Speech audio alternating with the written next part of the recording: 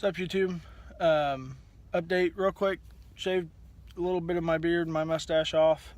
Just trying to make things more comfortable for me and my wife and make things good to go. So, like it or not, this is me now. So, update. Last you knew, I was with my trainer when he broke down and going to pick up another truck. So, we got that truck picked up and did a couple loads and got routed it to my home terminal in Kansas City, where I was able to test out and get on my own and was assigned a truck. And they just assigned me the truck we had picked up. So I just left my stuff in it and tried to get some stuff arranged and settled and tried to make sure that I had everything while in the meantime asking if I could get home for a day. So dispatch is scrambling to get me home, but they were also dealing with a trailer shortage. They were having problems finding empty trailers for drivers to take to go get loads. So they're scrambling looking for trailers, dealing with me testing out, doing my road test, assigning my truck, getting through the shop, getting my fuel card, getting all of the paperwork and stuff that I needed, along with trying to get all that done so I could get home. Well, in the meantime, the lead dispatcher asked me if I could run a load down to Wichita, which is a little ways from my home, and I said that's fine. So that kind of added a bit of urgency, trying to scramble to get things done so I could get this load. And now I'm another person needing an empty trailer. So I'm off working with the shop, trying to get the things that I need done, and I missed a couple things, and that's on me. So I've been pretty frustrated with myself and what I've done lately. Been in a bit of a funk, and just things aren't falling into place for me like anybody would want them to. But so get all that done, and I get sent over to a customer to get an empty trailer. But they didn't wind up having any empties. All the trailers of ours they had product that were being loaded onto or hadn't been unloaded yet. So stuck waiting there for a while they try to figure out if they had an empty trailer, talking to corporate and dispatch doing all their stuff. So then I'm told, okay, fine, they don't have an empty trailer. Just go to the customer that you're picking up from without a trailer. Just we can't find one right now. So I get over there, and that customer says that's not going to work. We don't have enough empty trailers to let you take the loaded trailer without bringing us one. So on the phone with dispatch again. So now they're scrambling to find me an empty trailer, and I had to go all the way into Missouri to find one. And all the while my clock's running down because I did my road test, and so my clock had started. So I'm getting kind of anxious about my clock winding down because it's 3 hours to Wichita plus another 45 minutes to an hour to my house, so that's 4 hours. I'm down to 6 hours. That only gives me a couple hours to track down a trailer, deal with the shipper and get the trailer dropped off and pick up the new trailer, scale out, drive down to the receiver, do the drop off at the receiver, and then be able to get home. So I'm stressing and scrambling and feeling anxious and all of that. So I get all that done. I find an empty trailer in Missouri, go back to the customer, drop that, pick up the loaded, head to Wichita and deliver, drop that off. Luckily that went pretty quick. And headed to the house. And I live in a city, so I called the Walmart and just made sure, hey, I'm going to park this trailer here for a night, and then I'm going to get it tomorrow because I'm going home for a day. They said that was perfectly fine. Told me where they'd like me to park it, and so that's what I did. So I parked it, drove to the house and saw the wife and kids for a day. In the meantime, I had been given another load for the following day. It was ready to pick up the day I was home around anywhere after 7, and it delivered the next day. It actually delivered the next day at 2. And at some point, I thought that it delivered at 10. I don't know what happened. I should have looked at things again, but I got to the point where I knew it delivered at 10 for whatever reason.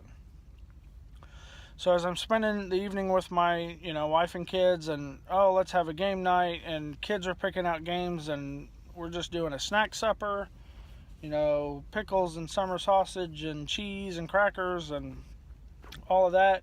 And I start thinking about this. If I got to deliver at 10, I'll probably want to leave the house at 10. Give me 12 hours. I can get over to Walmart, get a couple things kind of situated in my truck. Somewhere around 10:30, 11, or somewhere in there, I can do a pre-trip, start my clock, and head out. And so I realize, much to my dismay, I basically have to abandon my family on the game night. My wife and kids, abandon them on the game night and go lay down. So I do that. So I go lay down for 3 hours, which was pretty mentally tough for me.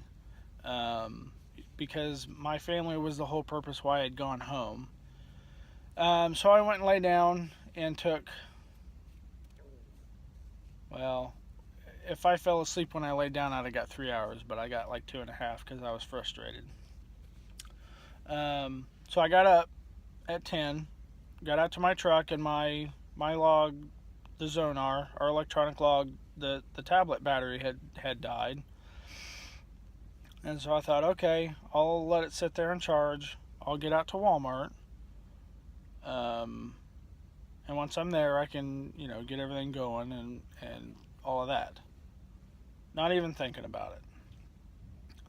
So I get to Walmart, and of course, because, like an idiot, I'd been driving, and so it put me on duty. So I'd already started my clock. And I had gone out to Walmart early, thinking I could settle some stuff in the truck and organize it, because I just kind of piled a few things in the truck, thinking I would organize it when I get to Walmart and not waste the time I had with my family that I had to give up anyway. So now I'm at Walmart, my clock's already running, so I say, alright, fine. I'll do my pre-trip and I'll just get going, and I'll get to the shipper early, around 8, hopefully when they open up, and I'll be a couple hours early, but maybe they can unload me early, not realizing it was at 2. So I show up, and this customer has a small property in a school zone, residential kind of it was almost a mix. There was a school and some residential, but there was also some businesses. And so there really wasn't anywhere on the property to wait. We were stuck, and there's 3, 4, 5 people in front of me. We're stuck parking on the street. No parking zones, and at street lights with hazards on. I mean, there's nowhere to park. We're just on the street. Nowhere to check in. You just kind of wait till they call you onto the property. So the guy finally comes out and talks to me and says, well, you're not even supposed to be here till 2. But I'll see what I can do. So now I'm really frustrated. Really disappointed with how I've done everything, because I really screwed up running my clock, screwed up abandoning my family, screwed up my delivery time, and all of this stuff. So I'm frustrated. So they finally get me on the property to unload me. And they do a little bit, but then they're helping other customers and loading their own trucks to deliver out to other people and all kinds of stuff. So I sat there for a total of 5 hours. So my clock was way done. Way done. And because of my clock management, my time management, and all of that, I lost my next load that I was going to get. So once I was finally unloaded, I had to use my personal vehicle driving to get to a Walmart to sit until my clock reset while they find me another load. They found me another load for the following day in the evening. So when my clock reset, I buzzed over to the terminal to sleep, And the following evening, I went and picked up. And I said, okay, I'm going to pick up, go back to the terminal, and sleep again at night. Get up early so I can drive during the day. I'm like, I got a plan. So I wake up at 4 so I can be, because my clock resets at like 4:20, 4:30. So I figure I'll get fuel, do my pre-trip, be gone by 5:30. I wake up to a flat tire off the bead. I did a quick walk around before I started my pre-trip, thank heavens, so I didn't start my clock, and I found, a flat tire off the bead, so I couldn't even air it back up. And I imagine it's probably just, a valve stem, valve cap, something from checking air pressures. So it's a Sunday, so the terminal shop isn't open, so I get over to a Love's, limp over to a Love's, right around the corner. I don't even think it's a mile away. But so I get over here, and the overnight mechanic left at 5, and I'm here at 5:30. 5:30? Somewhere in there. But we got one coming at 6. So at 6:30, I call again. I'm like, hey, where's your guy? I was wrong. He'll be here at 7. Okay. So 7:40, I call. Hey, I was told 6, and I was told 7. It's almost 8. Well, I thought it was 7, but it's actually 8. Okay. So 8 o'clock, the guy shows up and says, hey, I'm here, but I'm sorry, because the guy left at 5. I've got a guy stranded out on the road. I've got to go do a road call. Okay. So I get parked into the shop, and he leaves to do his road call, and it's now 9:30. Wanted to leave at like 5:30, and it's 9:30. And so I'm already stressed and anxious about that, and I'm just disappointed with how things are going for me and how I'm running things. So if you could just send me some prayers and thoughts, man, I'd appreciate it.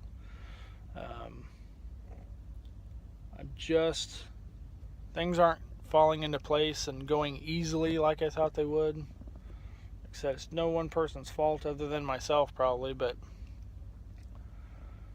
I just wanted things to go a lot better than this. So just keep me in your prayers and thoughts, and I'll keep you guys updated.